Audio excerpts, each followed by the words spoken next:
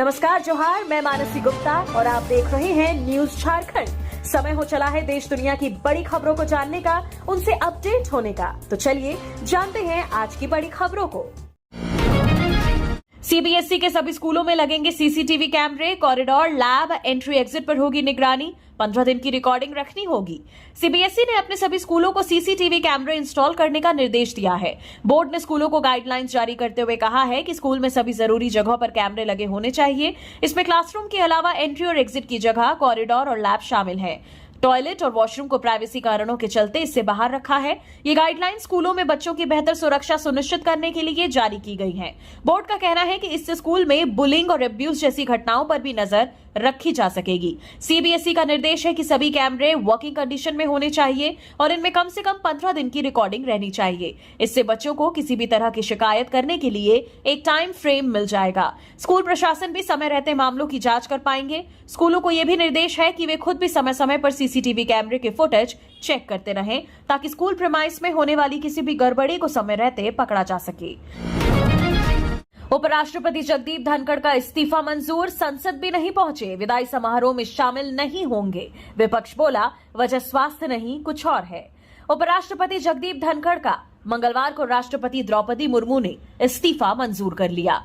ये जानकारी राज्यसभा में पीठासीन घनश्याम तिवारी ने दी। धनखड़ आज सदन की कार्यवाही में भी शामिल नहीं हुए। सुबह 11 बजे अपर सदन की कार्यवाही की शुरुआत जेडीयू सांसद हरिवंश ने की। इससे पहले खबर आई थी कि जगदीप इस्तीफा वापस नहीं लेंगे, न ही विदाई समारोह में शामिल होंगे। उधर पीएम मोदी ने कहा कि मैं उनके अच्छे स्वास्थ्य की कामना करता हूं। देश के 14वें उपराष्ट्रपति जगदीप धनखड़ ने 21 जुलाई की रात अचानक अपने पद से इस्तीफा दे दिया था। 74 साल के धनखड़ का कार्यकाल 10 अगस्त 2027 तक का था। उन्होंने 10 जुलाई को एक कार्यक्रम में कहा था, ईश्वर की कृपा रही तो अगस्त 2027 में रिटायर हो जाऊंगा।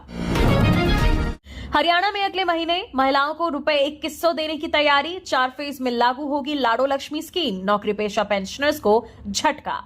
साल 2024 में हुए हरियाणा विधानसभा चुनाव में भाजपा के संकल्प पत्र के सबसे लुभावने वादे लाडो लक्ष्मी योजना को लेकर मुख्यमंत्री नायब सिंह सैनी रक्षाबंधन पर बड़ी घोषणा कर सकते हैं। इसके तहत महिलाओं को हर महीने 2100 रुपए मिलने हैं। संभावना है कि इस रक्षाबंधन पर मुख्यमंत्री लाडो लक्ष्मी योजना की शुरुआत कर दें। इसकी सबसे बड़ी वजह यह है कि सामाजिक न्याय एवं अधिकारिता विभाग की ओर से इस योजना को लागू करने को लेकर एक ड्राफ्ट मंजूरी के लिए सीएम के पास भेज दिया गया है। हालांकि नौकरी करने वाली और पेंशन लेने वाली महिलाओं को झटका लग सकता है। 9 अगस्त को रक्षाबंधन है। संभावना है कि उससे पहले या उसी दिन सीएम योजना के शुरू करने का ऐलान करें। सीएम सैनी इससे पहले कह चुके हैं कि योजना की रजिस्ट्रेशन के लिए पोर्टल तैयार किया जा रहा है। योजना के ऐलान के साथ ही पोर्टल पर रजिस्ट्रेशन शुरू कर दिए जाएंगे। चांदी ऑल टाइम हाई पर ₹787 बढ़कर 1,14,000 किलो हुई, 467 रुपए महंगा हुआ। 10 ग्राम की कीमत 99,363 रुपए पहुंची। चांदी आज यानी 22 जुलाई को ऑल टाइम हाई पर पहुंच गई है। India Boolean and jewellers association के अनुसार चांदी की कीमत 768 बढ़कर 1,14,252 रुपए प्रति किलोग्राम हो गई है। इससे पहले चांदी 1,13,465 पर थी। वहीं सोना अपने ऑल टाइम हाई के करीब पहुंच गया है। 24 कैरेट सोने का दाम 467 रुपए बढ़कर 99,363 रुपए प्रति 10 ग्राम पर पहुंच गया है।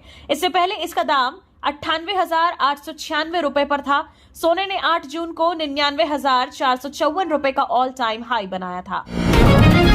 भारत में रूसी महिला बच्चे के साथ लापता, केंद्र ने सुप्रीम कोर्ट को बताया नेपाल और शारजा के रास्ते अवैध तरीके से रूस भागी महिला। केंद्र सरकार ने सोमवार को सुप्रीम कोर्ट को बताया कि भारतीय पति के साथ बच्चे की कस्टडी विवाद में फंसी रूसी महिला गैर कानूनी तरीके से भारत से रूस भाग गई है। मामले की सुनवाई जस्टिस सूर्यकांत और जस्टिस जॉय माल्या बागची की बेंच कर रही है। Additional solicitor general ASG Aishwarya Bhati ने कहा, 7 जुलाई से लापता महिला पहले बिहार गई, वहां से नेपाल पहुंची, इसके बाद फ्लाइट के जरिए यूएई के शारजाह गई और फिर वहां से रूस चली गई। एएसजी ने कहा कि हमारे पास महिला का बोर्डिंग पास है, हमें नेपाल के एयरलाइन से कंफर्मेशन का इंतजार है क्योंकि जांच जारी है। ट्रैवलिंग हिस्ट्री की जानकारी के लिए थोड़ा और समय चाहिए।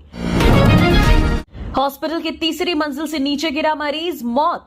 उत्तर बिहार की स्वास्थ्य सेवाओं की रीढ़ माने जाने वाले श्रीकृष्ण मेडिकल कॉलेज एंड अस्पताल SKMCH मुजफ्फरपुर से एक दर्दनाक हादसे की खबर सामने आई है। अस्पताल के वार्ड संख्या 9 में भर्ती एक मरीज की खिड़की से गिरकर मौत हो गई।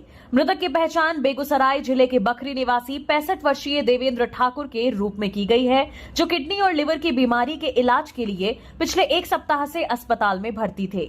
सूत्रों के अनुसार सोमवार दोपहर देवेंद्र ठाकुर टॉयलेट के लिए उठे थे और इस दौरान खिड़की के पास जाकर झांकने लगे। तभी उनका संतुलन अचानक बिगड़ गया और वे खिड़की के नीचे गिर पड़े। सिर में गंभीर चोट लगने के कारण उनकी मौके पर ही मौत हो गई। 1 अगस्त से शुरू होगा एमपी का पहला लग्जरी वृद्धाश्रम। सीनियर सिटीजन कपल के लिए 1 महीने का शुल्क 82,000 रुपए, 24/7 मेडिकल सुविधा। मध्य प्रदेश का पहला paid luxury old age home यानी वृद्धाश्रम 1 अगस्त से भोपाल में शुरू हो रहा है। करीब 26 करोड़ रुपए की लागत से तैयार किए गए इस वृद्धाश्रम को सीनियर सिटीजन की हर जरूरत को ध्यान में रखकर डिजाइन किया है। बुजुर्गों को यहाँ कुछ कपड़े और जरूरत की दवा के साथ पहुंचना होगा। बाकी रहने खाने पीने के साथ 24/7 मेडिकल की सुविधाएं मिलेंगी। भोपाल के लिंक रोड 3 के पत्रकार कॉलोनी स्थित वृद्धाश्रम की सुविधाएं किसी 5 स्टार होटल जैसी हैं और इन सुविधाओं के लिए हर व्यक्ति को हर महीने चुकाने होंगे लगभग 50,000 रुपए। यदि कपल रहना चाहते हैं तो 82,000 रुपए लगेंगे। वृद्धाश्रम की व्यवस्था और रखरखाव का पूरा जिम्मा सरकार ने सेवा भारती को सौंपा है। इसे नाम दिया है संध्या छाया। सीएम योगी बोले, यूपी में वर्तमान कृषि उत्पादन से 3 गुना अधिक करने की क्षमता। मुख्यमंत्री योगी आदित्यनाथ ने कहा कि आज भी यूपी में सर्वाधिक रोजगार देने वाला क्षेत्र कृषि है। लगभग 3 करोड़ किसान कृषि पर निर्भर करते हैं। इसके बाद सर्वाधिक रोजगार MSME दे रहा है। इसके माध्यम से 1 करोड़ 65 लाख लोग रोजगार प्राप्त करते हैं। सीएम ने कहा कि कृषि पलायन का नहीं बल्कि खुशहाली का माध्यम बने। ये तभी संभव है जब इस क्षेत्र में किए जाने वाले अनुसंधान का लाभ किसानों को दे पाएंगे। सीएम ने कहा कि यूपी विकसित होता है तो भारत को विकसित होने से कोई ताकत रोक नहीं सकती।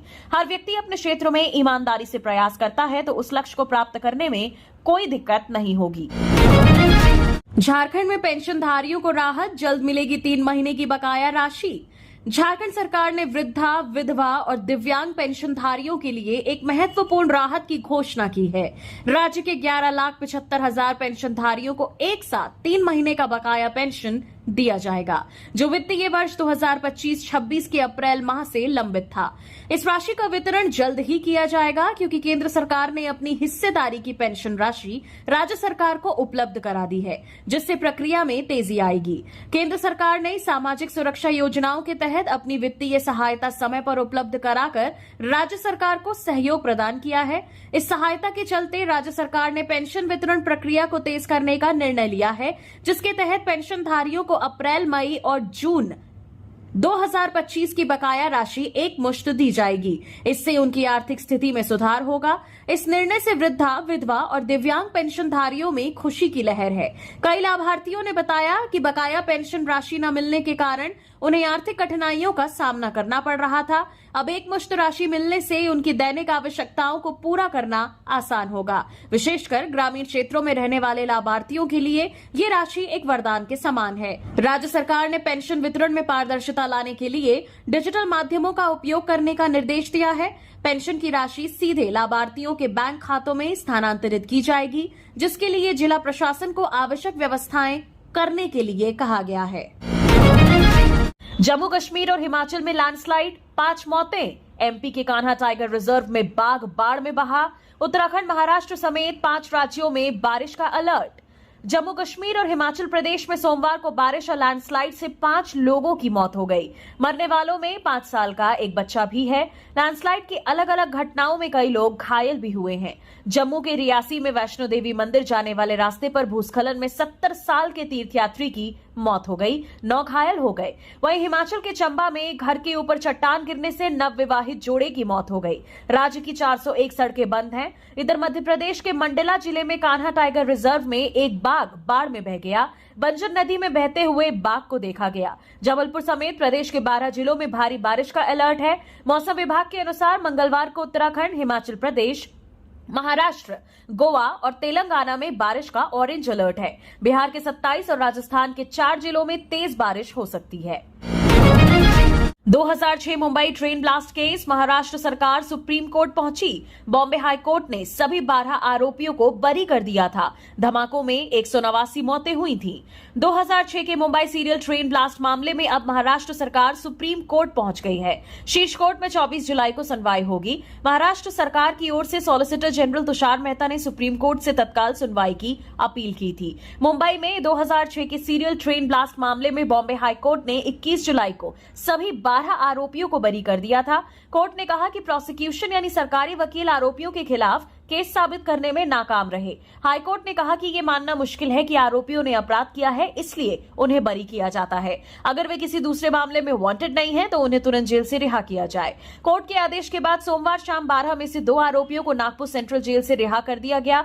इनमें एहतशाम सिद्दीकी शामिल है, जिसे 2015 में एक निचली अदालत ने इस मामले में मौत की सजा सुनाई थी। ब्रिटिश फाइटर जेट ने 38 दिन बाद उड़ान भरी। हाइड्रोलिक फेल होने के बाद तिरुवनंतपुरम एयरपोर्ट पर खड़ा था। 25 इंजीनियरों की टीम ब्रिटेन से आई थी। ब्रिटिश नौसेना के लड़ाकू विमान F-35B ने मंगलवार को 38 दिन बाद केरल के तिरुवनंतपुरम इंटरनेशनल एयरपोर्ट से उड़ान भरी। हाइड्रोलिक फेल होने की वजह से जेट उड़ान नहीं भर पा रहा था। जेट को ठीक करने के लिए 25 इंजीनियरों की टीम 6 जुलाई को ब्रिटेन से भारत पहुंची थी। एयरक्राफ्ट F-35B 14 जून की रात ज्वाइंट समुद्री अभ्यास के तहत अरब सागर के ऊपर नियमित उड़ान पर था। खराब मौसम और कम ईंधन की वजह से केरल के तिरुवनंतपुरम इंटरनेशनल एयरपोर्ट पर इमरजेंसी लैंडिंग करनी पड़ी। लैंडिंग के बाद जेट में तकनीकी खराबी आ गई, जिसके कारण वे वापस नहीं जा सका।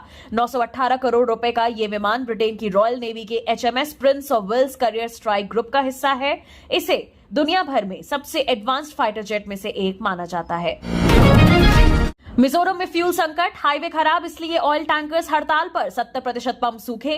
रोजमर्रा के सामान की सप्लाई भी रुकी। नतीजा, जरूरी सामान महंगा। मिजोरम में 3 दिन से जारी ऑयल टैंकर ड्राइवर की हड़ताल से सोमवार को राजधानी आइजोल समेत राज्य के 70% पेट्रोल पंप ड्राई हो गए। राज्य सरकार ऑयल टैंकर्स एसोसिएशन से लगातार बातचीत कर रही है।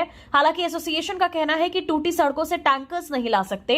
हड़ताल के चलते राज्य में पेट्रोल डीजल के साथ साथ रोजमर्रा के सामान की सप्लाई भी ठप पड़ गई है। इसके चलते हर जरूरी सामान दोगुनी कीमत में मिल रहा है। आइजोल में सभी सब्जियां 100 से 150 रुपए प्रति किलो से ऊपर बिक रही हैं। 1 लीटर दूध का दाम भी 110 से 160 रुपए के बीच है। 50 रुपए किलो वाला में बिकने वाला चावल 75 रुपए में बिक रहा है। आइजोल और ल्युंगलेई में स्कूल की बसें बंद कर दी गई हैं। बच्चे पैदल स्कूल जा रहे हैं या फिर स्कूलों ने छुट्टी कर दी है। चंदन मिश्रा हत्याकांड के 2 शूटर मुठभेड़ में घायल। बिहार एसटीएफ ने सरेंडर करने को कहा तो फायरिंग की। भागने में मदद करने वाला गिरफ्तार। बिहार के आरा में स्पेशल टास्क फोर्स और गैंगस्टर चंदन मिश्रा की हत्या से जुड़े कुछ आरोपियों के बीच मुठभेड़ हुई है। इसमें 2 बदमाशों को गोली लगी है। एक को गिरफ्तार किया गया है। हथियार भी बरामद किए गए हैं। एसटीएफ को गैंगस्टर मर्डर केस से जुड़े 3 अपराधियों बलवंत, रविरंजन और अभिषेक के बिहिया थाना क्षेत्र में होने की सूचना मिली थी। टीम ने मंगलवार सुबह 5 बजे कटिया रोड के पास उन्हें घेर लिया। बदमाशों को सरेंडर करने के लिए कहा गया, लेकिन उन्होंने फायरिंग शुरू कर दी। जवाबी कार्रवाई में बलवंत और रविरंजन को पैर में गोली लगी है। दोनों को आरा सदर अस्पताल भेजा गया है। घायलों को पटना रेफर किया गया है। अभिषेक को गिरफ्तार कर लिया गया है। इनके पास से 2 पिस्टल, 1 देसी कट्टा, 2 मैगजीन और 4 कारतूस बरामद किए गए हैं। मुठभेड़ में एसटीएफ के 2 जवान रोहित कुमार और उत्तम कुमार भी जख्मी हुए हैं। लेह में शहीद एमपी के हरिओम का अंतिम संस्कार। राजगढ़ में बेटे की पार्थिव देह को देख बेसुध हुए पिता। बड़े भाई ने दी मुखाग्नि।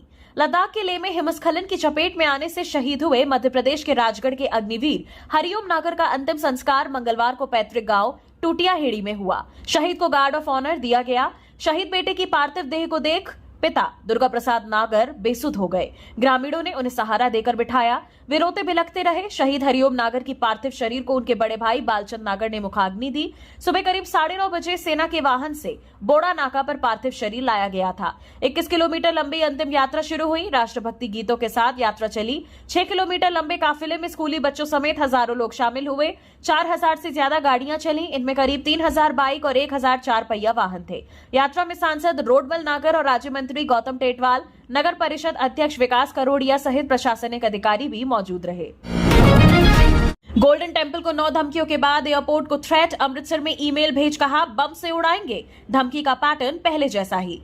पंजाब में गोल्डन टेम्पल को 9 धमकी भरी ईमेल्स के बाद अब शरारती तत्वों ने अमृतसर एयरपोर्ट को निशाना बनाया है। बीते दिन अमृतसर के श्री गुरु रामदास जी इंटरनेशनल एयरपोर्ट को एक ईमेल भेजी गई जिसमें बम से उड़ाने की बात कही गई। हैरानी की बात है कि इस ईमेल का पैटर्न भी वैसा ही था जैसा गोल्डन टेम्पल को भेजी गई धमकियों का था। स्पष्ट है कि ये भी वही ग्रुप है जो पहले गोल्डन टेम्पल को थ्रेट भेज रहा था। ईमेल मिलने के बाद अमृतसर एयरपोर्ट पर सुरक्षा को बढ़ा दिया गया है। वहीं पुलिस ने भी एयरपोर्ट अथॉरिटी से जानकारी मिलने के बाद मामला दर्ज कर लिया है और साइबर सेल को इस मामले की जांच के आदेश दे दिए हैं। पुलिस कमिश्नर गुरप्रीत सिंह भुल्लर ने आश्वासन दिया है कि जल्द ही इस मामले को सुलझा लिया जाएगा।